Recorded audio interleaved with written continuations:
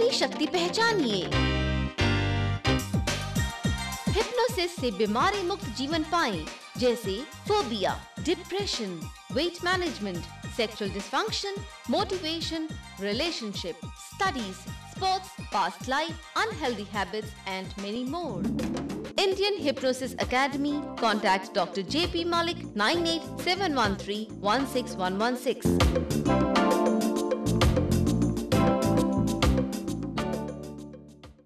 नमस्कार, स्वागत है आपका आपके अपने पसंदीदा कार्यक्रम हिप्नोसिस एंड हेल्थ में। दोस्तों, पास्ट लाइफ यानी कि अपने पिछले जन्म के बारे में तो आपने सुना ही होगा और आजकल हर कोई अपने पिछले जन्म के बारे में जानना चाहता है कि आखिर वो पिछले जन्म में था क्या, और ये जानकारी हम हिप्नोसिस के द्वारा पता कर सकते हैं। और ये जानकारी देने के लिए हमारे साथ मौजूद हैं इंडियन हिप्नोसिस एकेडमी के founder doctor J.P. Malik ji. Doctor साहब, आपका हमारे स्टूडियो में स्वागत है। नमस्कार डॉक्टर साहब, सबसे पहले तो मैं जानना चाहूँगी पास्ट लाइफ रिग्रेशन आखिर है क्या? पास्ट लाइफ का मतलब हमें जो कर रहे हैं रीइंकार्नेशन से ऊपर इसका मतलब है, लेकिन इसको एक्सप्लेन करने से पहले मैं आप सबको एक बात कहना चाहूँगा कि इसके अंदर जो भी इंफॉर्मेशन अभी हम देने जा रहे हैं या जो दे रहे हैं, इसको बिल्कुल भी किसी धर्म या किसी संस्कृति से ना जोड़ें। इसका उससे कोई वास्ता नहीं है, कोई लिंक नहीं है। ये सिर्फ एक हीलिंग के यूज़ के लिए एक प्रक्रिया की जाती है और ये प्रक्रिया हमारे मेटाफिजिक्स के अंदर आती है। Metaphysics and past life regression जो कोर्स कराते हैं उसके अंदर ये आता है कि मेटाफिजिक्स मतलब गोइंग बियॉन्ड द बॉडी, ये उसके अंदर पास्ट लाइफ रिग्रेशन वगैरह कराया जाता है। प्लीज़ इसको किसी भी धर्म या संस्कृति से ना जोड़ें, सिर्फ हीलिंग के लिए इसका यूज़ करें। अब है कि आपने कहा कि पास्ट लाइफ होता क्या है, रिग्रेशन क्या होता है? रिग्रेशन का मतलब होता है गोइंग बैक, कि पीछे जा रहे हैं। कहाँ? पास्ट लाइफ, यानी ये अज्यूम्ड है, ये मान लिया कि कोई लाइफ इस लाइफ से पहले भी थी। रीइंकार्नेशन की बात करते हैं तो वो कंसेप्ट ये कहता है कि पहले भी लाइफ थी और वो बॉडी में से आत्मा दूसरी बॉडी के अंदर आ गया, ऐसा मेटाफिजिक्स में माना जाता है। तो जो पहली बॉडी जो थी, यानी आत्मा तो यही है, बॉडी जो पहली थी वो कौन सी थी, मेरे वो लाइफ क्या थी, उससे पहले क्या लाइफ थी, इसके ऊपर बहुत विद्वानों के बहुत ही मतभेद हैं। कुछ लोग कहते हैं कि पास्ट लाइफ जैसा कोई कंसेप्ट नहीं होता है, कुछ लोग कहते हैं होता है। जो इसके पक्ष में कहते हैं उनकी अलग अलग राय है और उनके ऊपर अलग अलग रिसर्च भी चल रही है, रिसर्च काफ़ी कुछ हुई भी है। पास्ट लाइफ रिग्रेशन दो प्रकार से होता है। एक तो स्पॉन्टेनियस रिकॉल जिसको कहते हैं।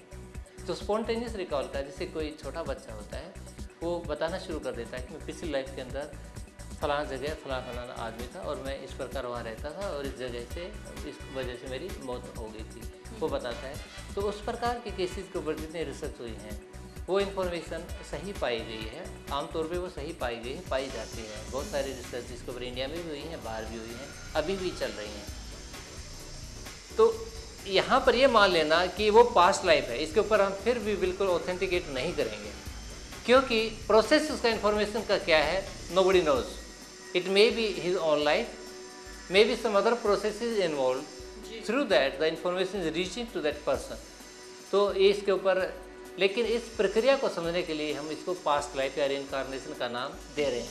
Maybe tomorrow in the days to come, we may have better word for this. Who knows?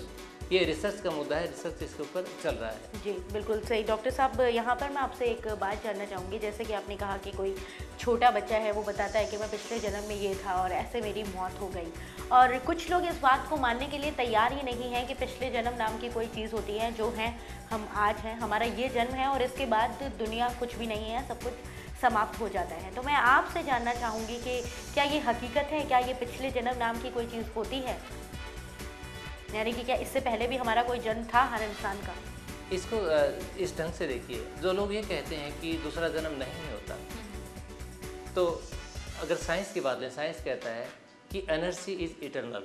Ji, energy ना दोबारा क्रिएट की जा सकती है, ना इसको ख़त्म किया जा सकता है। जो एनर्जी है वो एनर्जी रहती है। इट में चेंज फॉर्म एंड शेप्स, ये अलग अलग रूप में आती रहती है। अगर उस रूप में देखा जाए तो वो कहते हैं कि life energy it is also an energy, जो कभी ख़त्म नहीं होती, क्योंकि एनर्जी तो ख़त्म होती ही नहीं है, तो वो शेप बदलती है।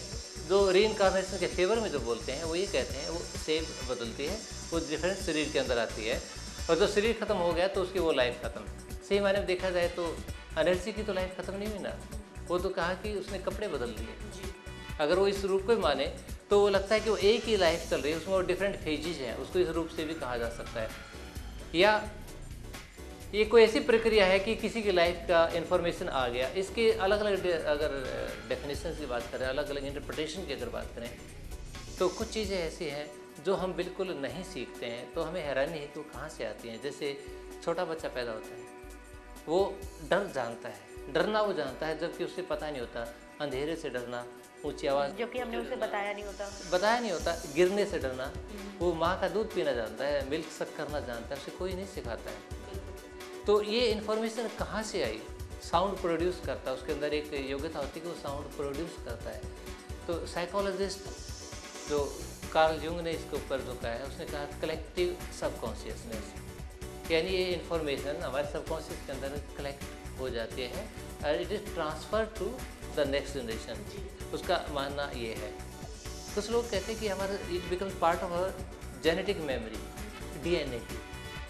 और जब जेनेटिक मेमोरी बनती है तो किसी भी लाइफ के अंदर उसी जेनेटिक से, उसी वंशावली से जो बंदा आया है, तो उसकी मेमोरी अगर उसमें रिफ्रेश हो जाती है तो हो सकता है वो उस आदमी का देख रहा हो लाइफ टाइम।